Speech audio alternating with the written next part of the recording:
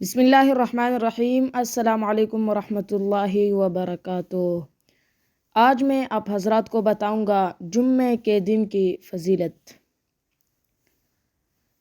Number 1، یہ دن ہفتے کے سارے دنوں کا سردار ہے۔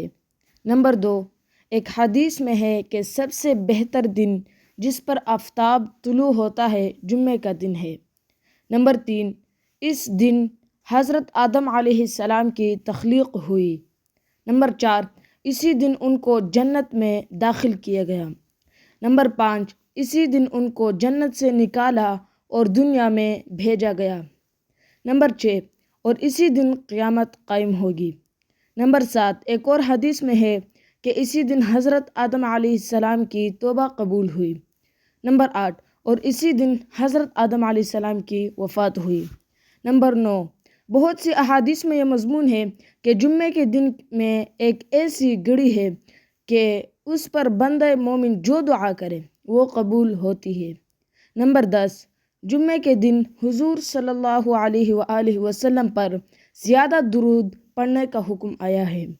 نمبر 11، الیوم اکملت لکم دینکم، یہ آیت جمعے کے دن نازل ہوئی ہے جو کافی فضیلت رکھتا ہے۔ دوستو، یہی تک تھی ویڈیو۔ اگر آپ کا بھی نماز کے متعلق کوئی سوال ہو تو ہمیں کمنٹ سیکشن میں ضرور بتائیے گا، اور اگر آپ کو ایسی ویڈیوز اچھی لگتی ہو تو اس ویڈیو کو لائک کیجیے، اور اس طرح کی مزید اسلامک ویڈیوز دیکھنے کے لیے ہمارے چینل کو سبسکرائب کیجیے۔ خدا حافظ۔